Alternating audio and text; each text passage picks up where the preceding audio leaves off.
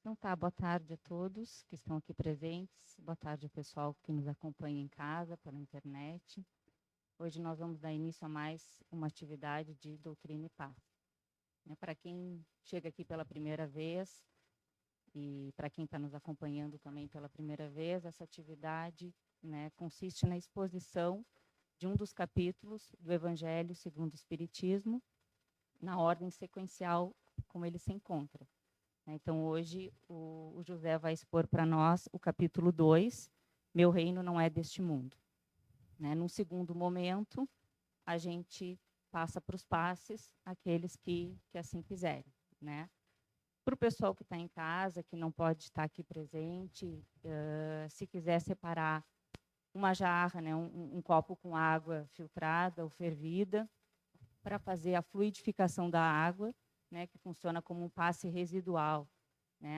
Não somos nós que fluidificamos, mas a espiritualidade superior que nos acompanha, vendo em nós a verdade, a motivação de se transformar, e não apenas de se livrar dos problemas, vai e fluidifica a água com o ânimo, com a coragem que a gente precisa para enfrentar os nossos problemas. Tá? Então, vamos aproveitar também para avisar vocês que os nossos estudos de primeiro ciclo vão começar agora às segundas-feiras, às 8h30. Aqueles que tiverem interesse, depois procurem qualquer um de nós para tirar as dúvidas ou buscarem maiores informações. Tá? É o estudo do Livro dos Espíritos, começa na pergunta 1. Está iniciando agora na segunda-feira, às 8h30. Tá bem? Vamos, então, buscar nos recolher internamente, buscando um estado de serenidade, de prece, pedindo a Jesus que nos auxilie nesse momento, onde a gente busca entender a vida, nos entender, que nos auxilie também com ânimo para nos fazer, para que a gente consiga se manter de pé diante das tribulações, diante das tempestades que às vezes nos assolam, mas que se a gente construir a fé e a confiança em Ti, nos Teus valores, a gente consegue enfrentar com equilíbrio tudo aquilo que nos apresenta. Que a gente aproveite todas as oportunidades para crescer em busca dos Teus valores. Que assim seja, então, tenham todos uma boa atividade.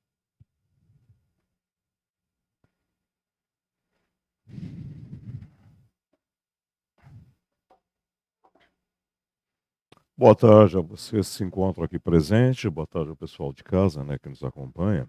Então vamos à nossa atividade dessa tarde.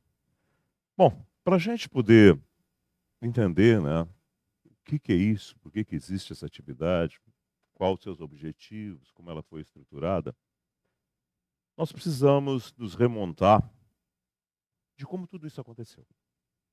Como aparece a doutrina espírita no planeta, como é que isso se desenvolveu, se desenrolou, para nós podermos entender a ocorrência e o aparecimento do Evangelho segundo o Espiritismo.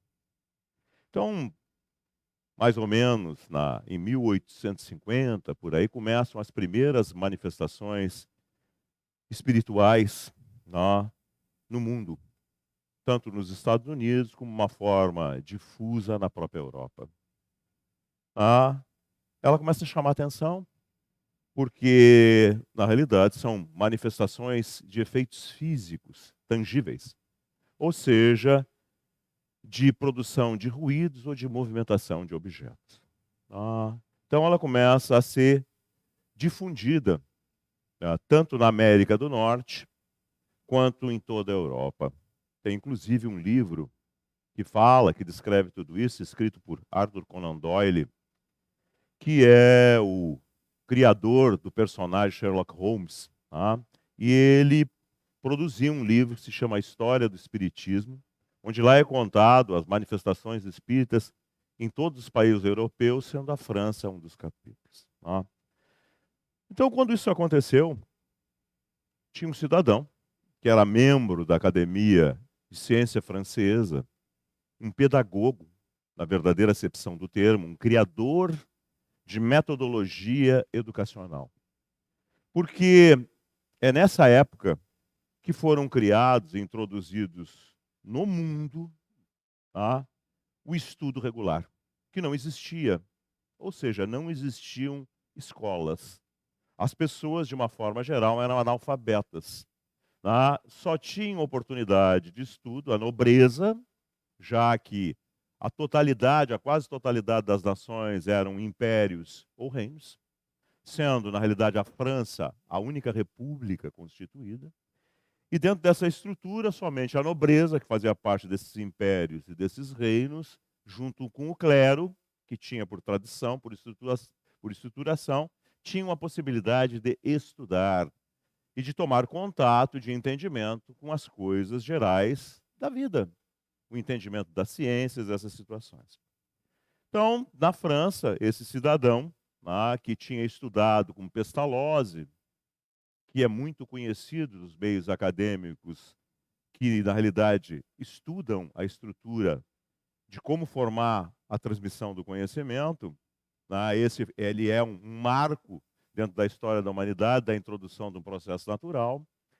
Esse cidadão estudou com ele na Suíça, tá? E criou, em função do estudo feito com ele, uma estrutura reflexiva, analítica e de uma grande cultura para a sua época. Esse cidadão tinha por nome, era filho de um juiz e tinha por nome Hippolyte Léon Denisard Rivail, que vocês conhecem sobre o apelido de Allan Kardec. Esse cidadão começa a estudar esses fenômenos naturais, lembrando também que isso ocorre no século XIX, um século pujante de descobertas. Nessa época é descoberta a eletricidade, a utilização do vapor, o magnetismo, e entre outras coisas. E esse cidadão, membro da Academia Francesa de Ciência, investiga isso sobre esse prisma, pensando que ele iria encontrar mais uma lei, mais um fenômeno natural desconhecido, e, consequentemente, ele iria, na realidade, desvendá-lo. Para sua surpresa, o que ele constata é que ele está em relação com um fenômeno inteligente. Diferente de qualquer fenômeno natural, que não é inteligente, é repetitivo, ilimitado dentro de determinados parâmetros.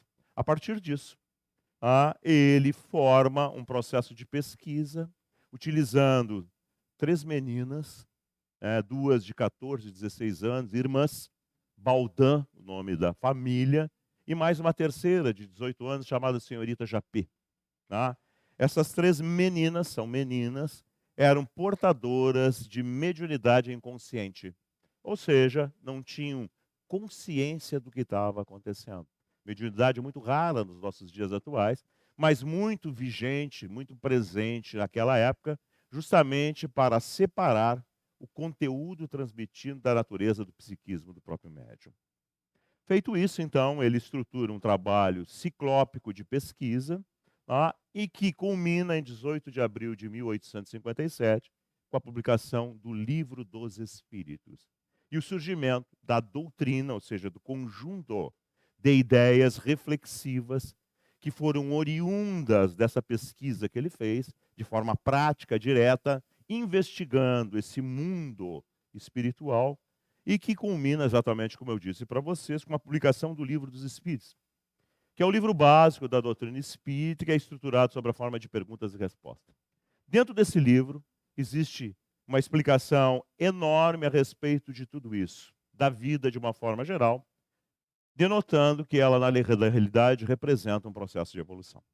A posterior, ele publica um segundo livro, chamado Livro dos Médiuns, que trata do estudo da forma prática da relação dessa situação, desse meio espiritual para com o meio encarnado.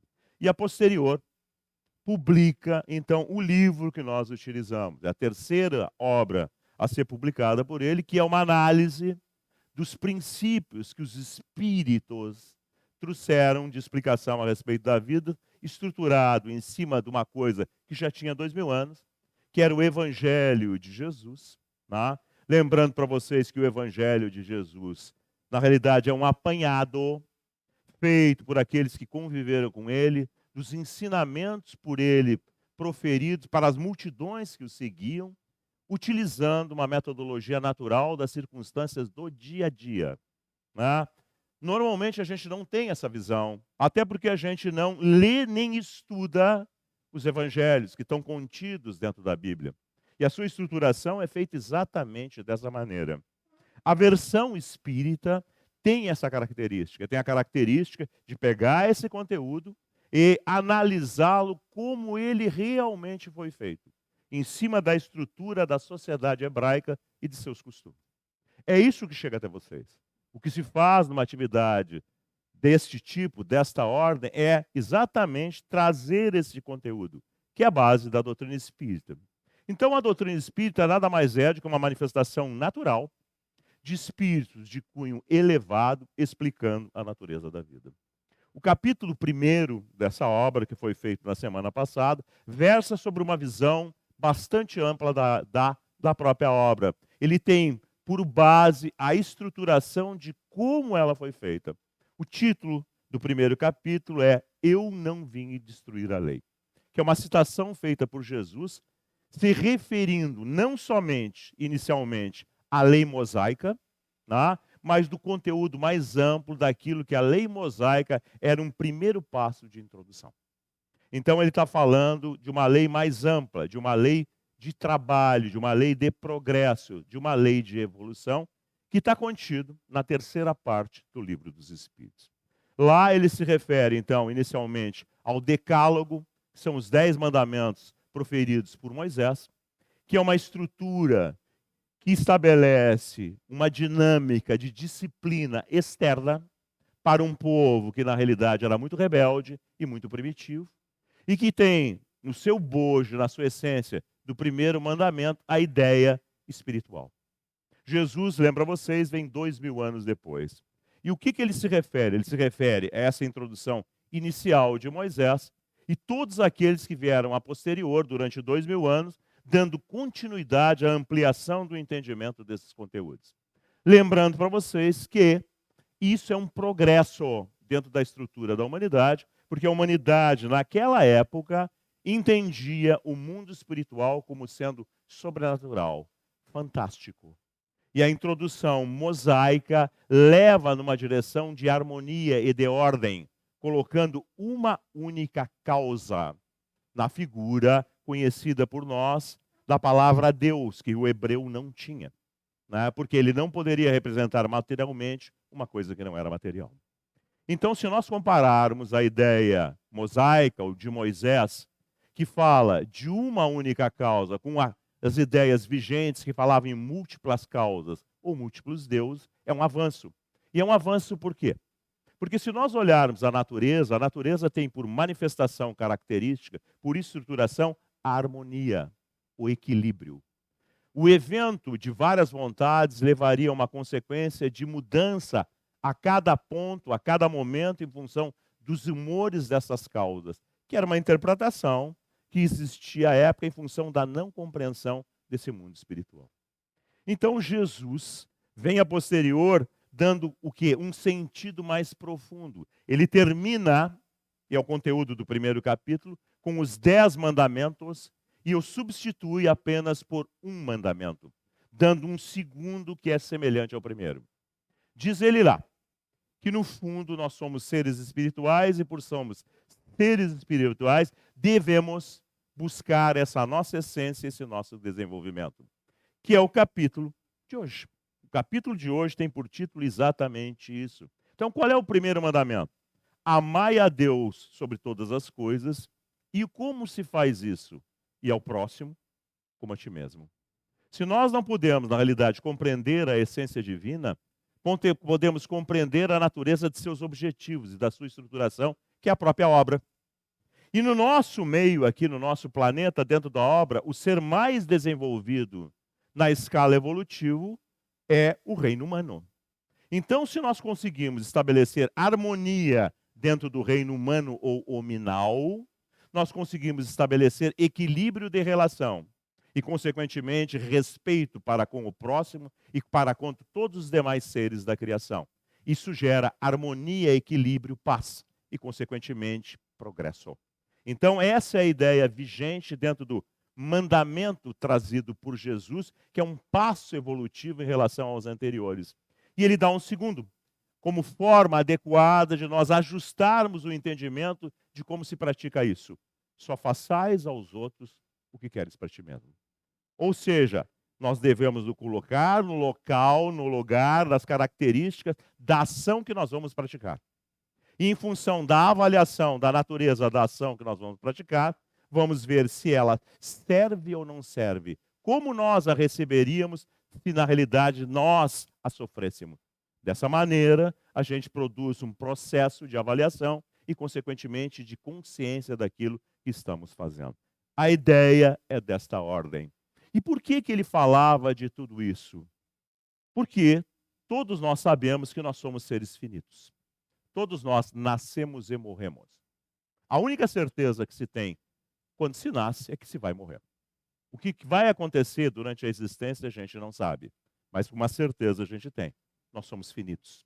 Não somos seres corpóreos, nós somos seres não corpóreos. Isso é muito bem estudado dentro da doutrina espírita. E hoje já não há mais dúvida da existência desse ser não corporal, pelas manifestações que existem que comprovam a sobrevivência dessas individualidades. O fenômeno mediúnico dentro de um centro espírita tem por objetivo fazer exatamente isso. Nos propiciar ter uma noção, uma visão dessa diversidade que é o mundo espiritual. Com criaturas de todos os tipos, de todos os graus evolutivos. Essa diversidade, o estudo detalhado dessa diversidade faz que a gente entenda que essa diversidade é produzida pela diversidade dos seres que morrem. Como os seres não têm todos o mesmo nível de evolução, e como a morte é apenas uma disjunção biológica, ou seja, quem morre é o corpo, o ser não morre, como espírito que se torna a partir do momento da morte, ele reflete os valores que é portador. Então, o degrau evolutivo dos espíritos é fruto do nível em que eles se encontram. Evidentemente, como existe diversidade, existem espíritos de todos os níveis, a pergunta direta que se faz é: por quê? Por que existe um diferencial evolutivo entre os seres? E a resposta é a natureza do próprio processo de evolução. Evidentemente que os seres não são criados todos ao mesmo tempo, nem têm todos o mesmo nível de aproveitamento. Isso gera o diferencial evolutivo momentâneo dos seres. E como resolver essa questão? Porque senão haveria injustiça. Evidentemente que isso só pode ser feito através de um processo que dote a todos da oportunidade contínua de crescimento. Isso é uma outra base doutrinária que se chama pluralidade das existências, ou seja, as múltiplas vidas. E essas múltiplas vidas têm dois limites, ou dois extremos. A vinda para a forma física, para a forma material, para corpos biológicos, onde nós vamos estabelecer relações e experiências de aprendizado e, consequentemente, depois de um período, o retorno temporário ao mundo espiritual, a desencarnação. Então, essa pluralidade das existências é baseada em reencarnação e desencarnação. Isso faz com que esse processo, na realidade, se repita infinitas vezes até que atinjamos um valor, um desenvolvimento de compreensão que não precisaremos mais da forma material, de corpo, para realizar experiências. E vocês me perguntariam, por quê? Porque, na realidade, é através da aparência que a gente chega à essência. Então, a gente aprende a lidar com os aspectos, as estruturas externas, para entender o que elas significam. E no momento que nós entendemos o que elas significam, E elas aí, na realidade, a transitoriedade da matéria nos leva à ideia de que o fundamento é que é perpétuo. Então a gente vai na direção do fundamento e não mais fica preso à forma.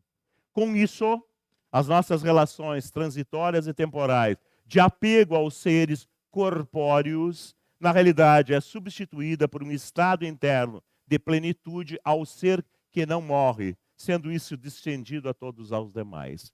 E com isso nós vamos gerar uma sociedade mais equilibrada e mais harmônica. O capítulo de hoje é exatamente sobre isso. Qual o título dele? É uma frase de Jesus referindo a isso. Diz ele, comparado à ideia hebraica de uma área de domínio de uma nação que era um reino. Diz ele, então, o meu reino não é deste mundo. Se referindo-se que, na realidade, apesar de ele estar momentaneamente numa forma material e corpórea, ele, como todas as criaturas, desencarnaria. E aonde que iria resultar esse tipo de coisa? Nesse mundo espiritual, nesse reino espiritual, que é, na realidade, o aspecto definitivo de todos nós. Então, a finalidade de uma atividade num centro espírita é conscientizar a respeito disso. Como isso se desenvolve, como isso se processa, como existe uma série de erros e enganos da nossa parte a respeito de tudo isso, por que é um erro, por que é um engano, qual a relação efetiva dos problemas que isso gera, qual a solução, não de forma mais de pregação, mas sobre a forma de entendimento racional de como as coisas se desenvolvem. Essa é a ideia. É isso que a gente faz dentro do centro espírita. A gente estuda de forma reflexiva, a gente aprende a pensar. Dentro do centro espírita o processo não é dogmático, não é uma coisa unilateral que diz para vocês, é assim e vocês têm que acatar e aceitar. Não. Na realidade é uma estrutura, como eu disse no início para vocês, de filosofia. É uma ideia que a gente para pensar, reflete, e ela se sustenta. Ela não tem contradição, ela não tem pontos falhos.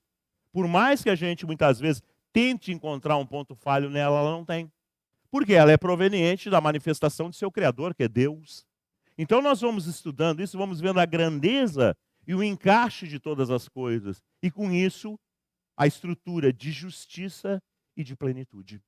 Dessa maneira, nós vamos nos integrando a esse entendimento e vamos nos tornando ele. Não apenas um aspecto de uma análise de ideias, mas a gente vai para uma segunda etapa, a experimentação prática disso. De que maneira? Com a relação com esse mundo sobrevivente do pós-morte.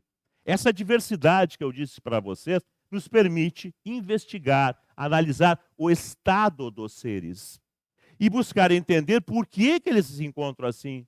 Por que existem criaturas infelizes? Por que existem criaturas que continuam em estado doentio?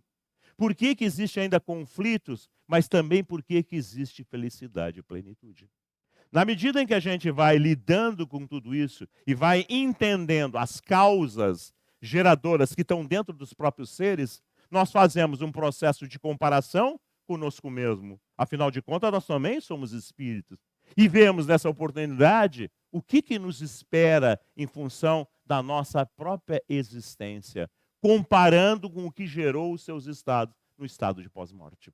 Dessa maneira racional, prática, nós estudamos a teoria e constatamos na prática. Isso causa um impacto, ou deveria produzir um impacto de conscientização. Tá? A gente tem uma oportunidade prática, efetiva, de ver isso. E nós deveríamos levar isso muito a sério, porque é uma consequência real.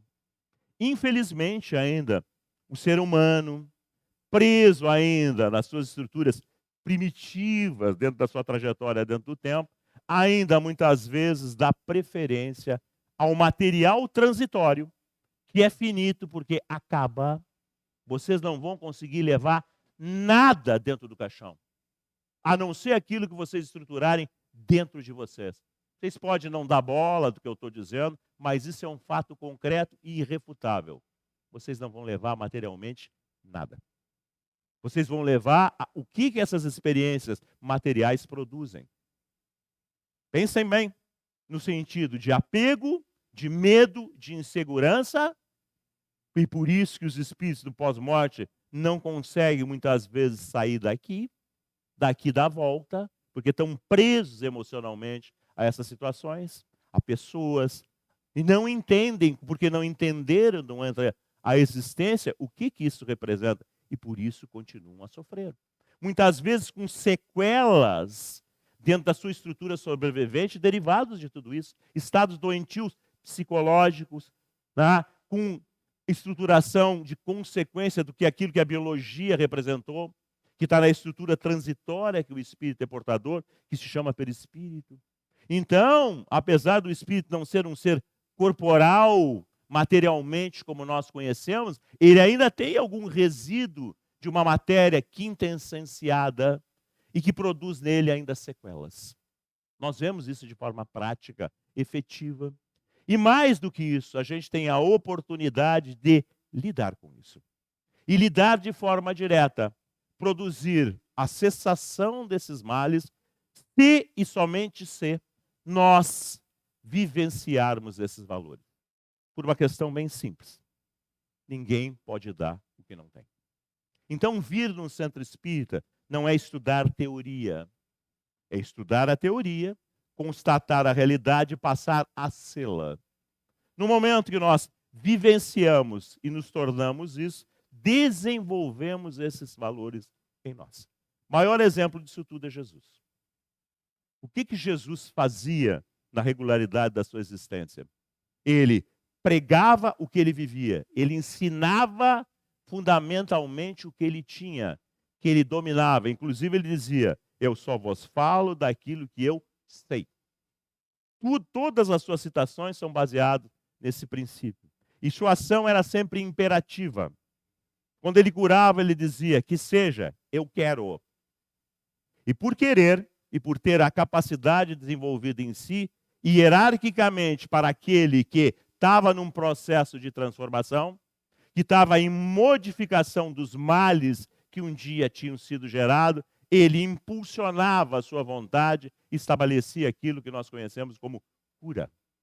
Então a cura, por princípio, por fundamento, na realidade é a consequência da transformação do ser. Por isso que é consoladora, porque nós construímos o desequilíbrio por engano, muitas vezes por vício, por insistência, mas temos a oportunidade em nós de terminar com tudo isso. Depende de nós. A ação de terceiros, de espíritos, de médiuns, assim como Jesus fazia, se baseia nesse princípio. A cada um segundo suas obras. Então nós temos que entender tudo isso de uma forma clara, inequívoca, porque senão a gente acha que vir no centro espírita é escutar e tomar passe. E não é. Realmente não é. Como diz a própria palavra, passe é passar. Mas eu vou passar o quê? Energias de renovação, de motivação. E a grande pergunta, por que eu me encontro naquele estado doentio? Afinal de contas, por que eu tenho aquilo? Vocês vão ver isso no capítulo 5, né? Bem-aventurados os aflitos. E nós vamos ver que esses males, ou são oriundos da existência atual, pelas características que nós estamos desenvolvendo, mantendo dentro da nossa existência. Isso é conversa espírita? Não, a medicina fala sobre isso. Não? As ações psicossomáticas sobre a estrutura corpórea, psique, alma ou espírito, soma é corpo. Né? A ação mental, emocional do ser sobre a sua estrutura corpórea.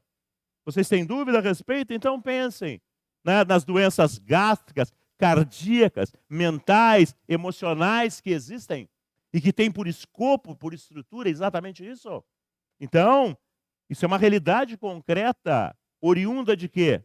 Da nossa estrutura interna.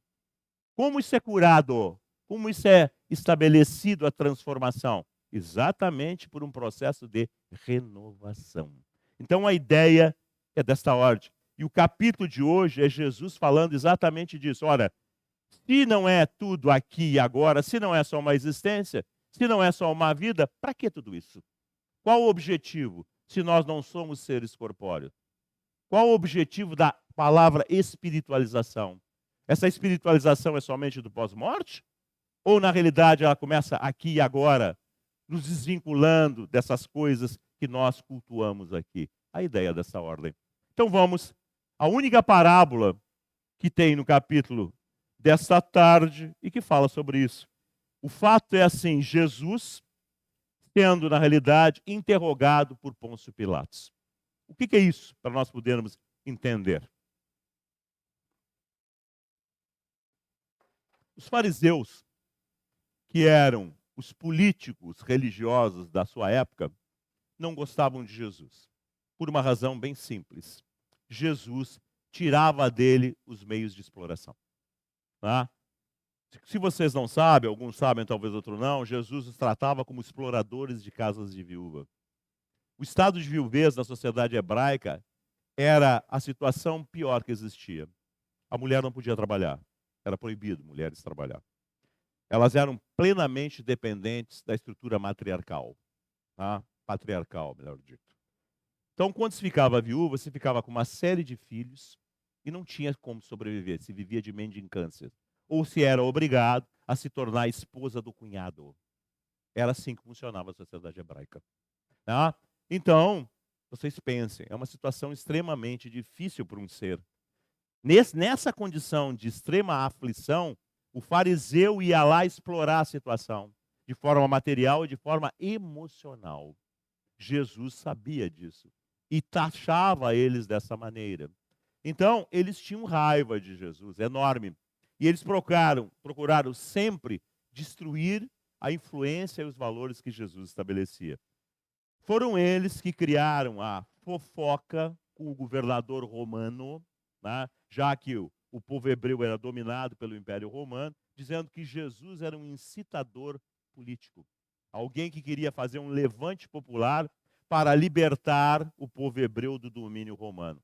O fato é esse.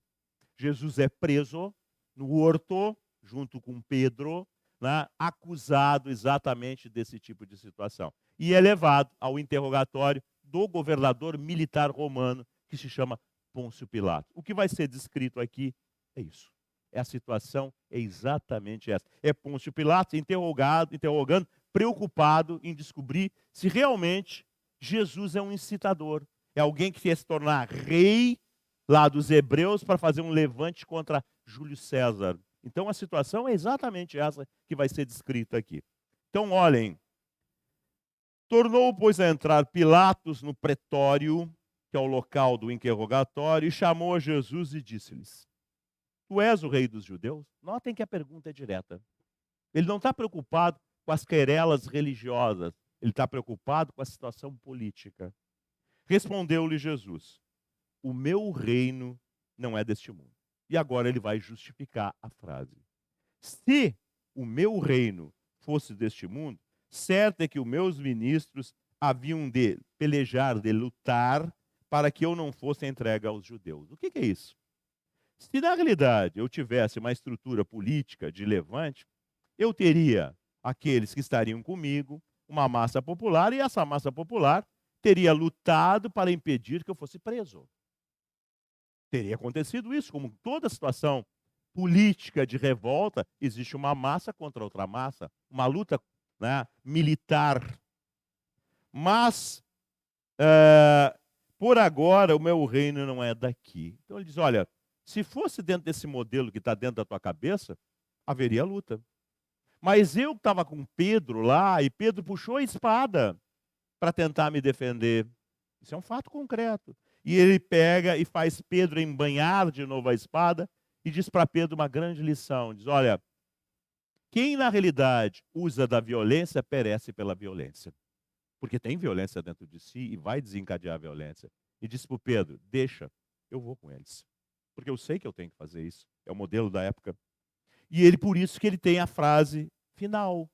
Por enquanto, o meu reino, os meus valores, aquilo que eu represento, não é daqui. Aqui é violência, é egoísmo, é, na realidade, alguém querer passar por cima do outro, é ter destaque, é ter projeção.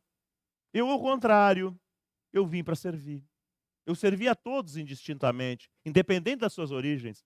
Eu servi fariseus que me perseguiam. Eu servi aqueles que estavam doentes, os que estavam, na realidade, dominados por influenciações espirituais. por desequilíbrios, os mais variados tipos. Eu passava o dia inteiro fazendo isso. Eu me levantava e passava o dia inteiro atendendo as multidões que vinham até mim cheias de problemas. Esse é o meu reino, um reino de trabalho, um reino de serviço, um reino de ir na direção das necessidades. Porque eu, para mim mesmo, não tenho nenhuma necessidade. Quanta diferença para nós, né? Nós somos ainda aquelas multidões que compareciam em torno dele, cheios de problemas, querendo soluções para os nossos conflitos, para as nossas dificuldades. Ainda somos os mesmos, queremos de forma mágica, né? Então a gente também chega nos vários caminhos religiosos, o movimento espírita é um deles, né? Com a ideia de que a gente vindo aqui, simplesmente vindo aqui, magicamente as coisas vão acontecer. Mas não vão. Nós vamos ter de nos transformar. O velho Rabi ainda vai estar nos falando, não somente aos ouvidos, mas aos corações, nos dizendo da nossa necessidade de transformação. A doutrina espírita é uma versão moderna do entendimento mais detalhado e mais claro desse evangelho. Mas o princípio ainda é o mesmo. É o princípio de transformação. É o princípio de espiritualização. E espiritualização é não se viver dependente plenamente das coisas materiais. E a razão é muito simples. É o que eu disse para vocês no início. É necessário comer? É. Mas a que limite? É necessário ter coisas materiais? É. Mas a que limite? É necessário ter relações afetivas? É. Mas a que limite? Vocês estão me entendendo? Será que a gente não transpassa esses limites? E por transpassar todos esses limites, nós não geramos desequilíbrios?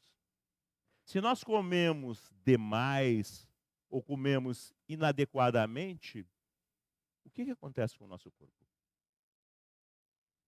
Pensem.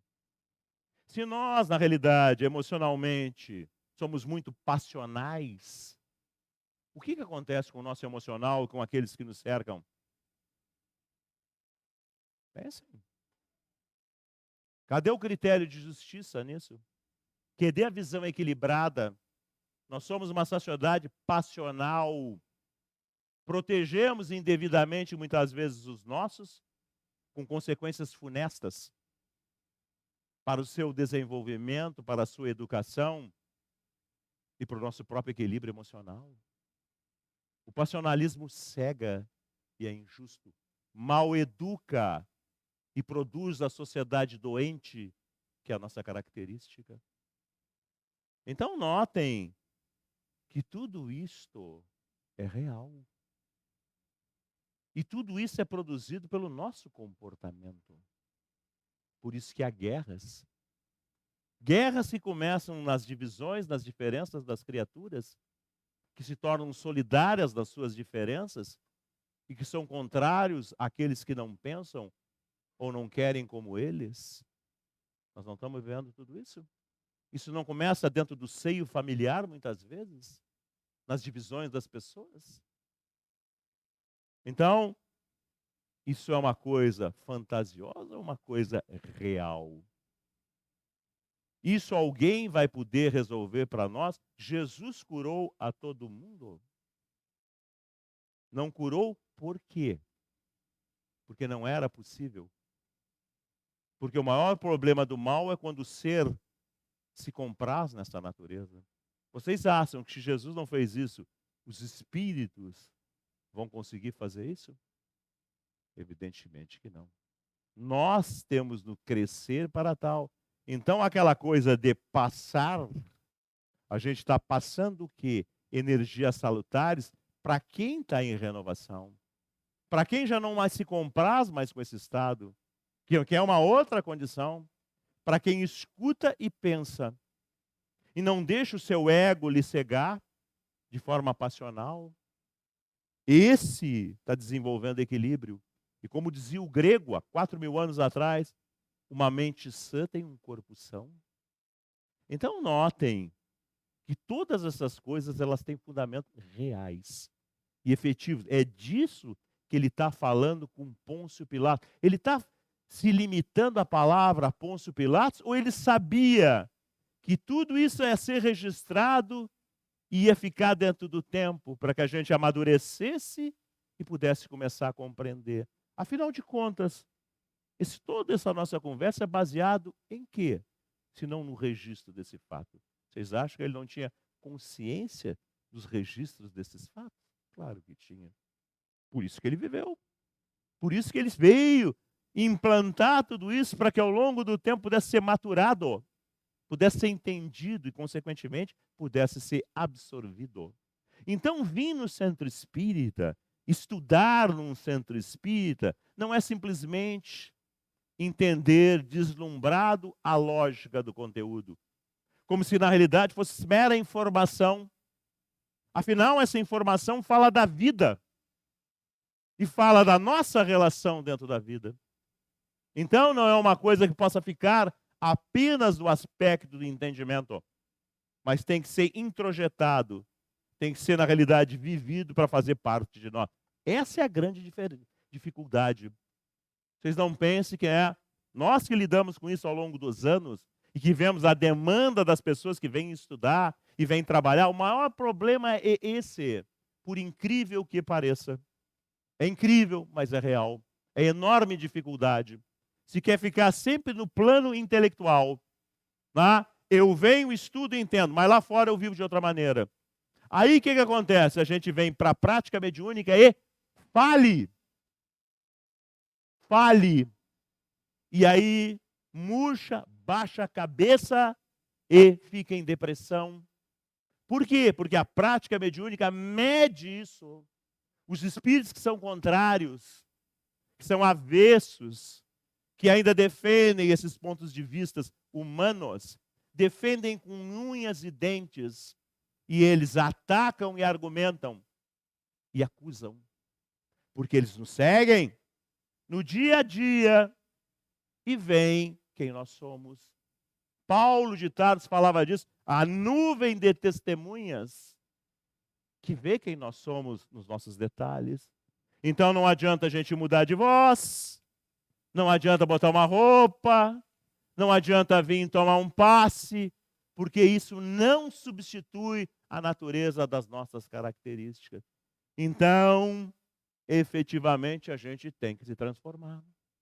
Vocês querem saber por que existem tantas instituições espíritas sem fenômeno mediúnico, sem espíritos?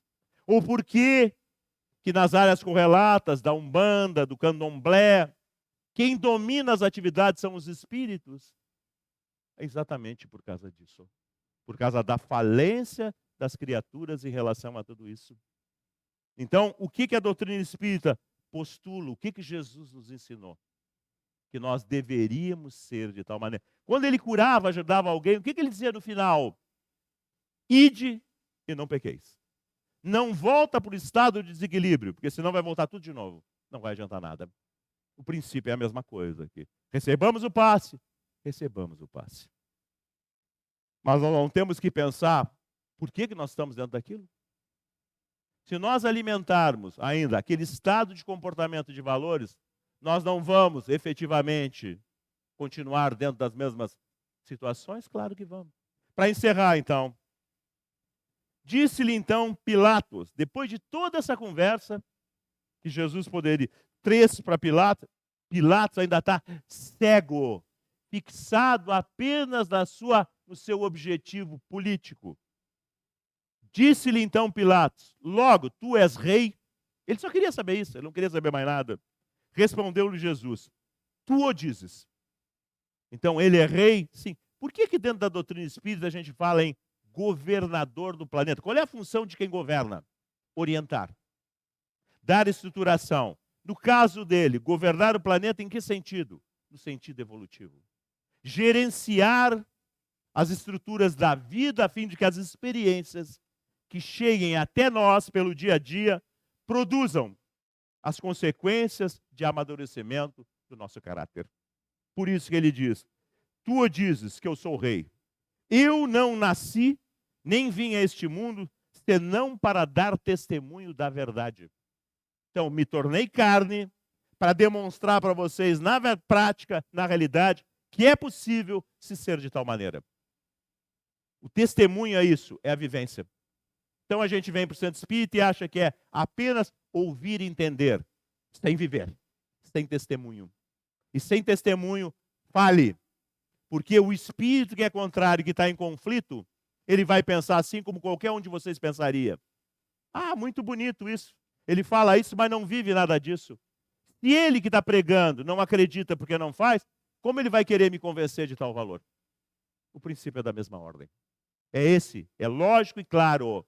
Agora, se ele vivenciar, se ele for aquilo, eu vou pensar 2 vezes inicialmente. E com o convívio contínuo, de vendo ele ser daquela maneira, não foi o que aconteceu com Jesus? As pessoas não conviviam com ele e não viam como ele era? Não se convenceram? Um carpinteiro, 2.000 anos atrás, estamos falando até hoje dele. Até hoje. Se falava dos milagres, hoje não estamos falando mais de milagre, estamos falando de conteúdo. Vocês notam que o milagre é para chamar atenção, para a gente prestar atenção na coisa, mas depois nós vamos para a essência. Então lá, o fenômeno mediúnico é para nos chamar a atenção. Mas a gente tem que entender, a gente tem que olhar o que está por trás ali. Qual é a personalidade que está ali? Por que ela é assim? E não ficar deslumbrado. Senão a gente não aprende coisa nenhuma. A gente tem medo, a gente é manipulado, a gente é cego. E o que adianta tudo isso? Nada. Absolutamente nada. Então eu não nasci nem vim a este mundo senão para dar testemunho da verdade. Todo aquele que é da verdade ouve a minha voz, ou seja, vive os meus valores. Então, a finalidade de uma instituição é exatamente isso. É produzir esse estado de consciência. E não limitar a vocês a entrar numa sala, sentar, parar, como se aquilo fosse uma coisa mágica e fosse resolver. Não vai. Se vocês não fizerem a parte de vocês, de conscientização, de transformação, de esforço, não há ajuda que na realidade possa ser feita. É minha opinião? Não. Olhem bem o que ele disse. Né? É preciso bater para a porta se abrir. Primeira ação de quem bate. Depois, em consequência da batida, da procura que a porta se abre. Né? É preciso procurar para achar. Então, ajuda-te, em primeiro lugar, e o céu te ajudará. Então, olhem bem o que está sendo colocado aqui. A gente vem de uma tradição milagrosa. Isso não tem nada a ver com doutrina espírita. Desde a sua origem, desde a sua estruturação, ela foi feita desta maneira. Quando se convida vocês para estudar, que a diretora do trabalho fez, para que é? É para ter frequência, ter gente? Não, tem pouca gente. Centro espírita sério, tem pouca gente. Porque a maioria desiste. Porque tem um nível de exigência interna enorme. A gente não vai mais ser no dia a dia como a gente era antes. Tudo que nos cerca vai nos pressionar. As pessoas vão nos pressionar porque elas querem que a gente seja exatamente como era antes. Não querem que seja diferente. E a gente começa a ter uma mudança. Vocês olhem a vida do Chico Xavier. Olhem a vida do Divaldo Pereira Franco. Olhem, mas olhem em detalhe. Olhem, tem os filmes sobre a vida dele. Olhem as dificuldades. Porque as pessoas queriam que eles fossem de determinada maneira. A quem muito foi dado, que é a compreensão, o entendimento, a oportunidade, o crescimento, muito será pedido. Não é pouco, é muito mesmo. Então nós temos que entender todas essas coisas. Semana que vem, então, o que a gente vai ver? A gente vai ver a continuidade como isso se estabelece. O título, Há Muitas Moradas na Casa de Meu Pai, reflete os vários níveis de estado dos espíritos no pós-morte, tá? E também das nossas diferenças na atualidade. Era isso. É uma forma de fazer vocês pensarem, de entenderem. E eu devolvo agora a atividade para a nossa diretora, que vai fazer o processo de fluidificação, de radiação, e depois nós vamos passar para os passos.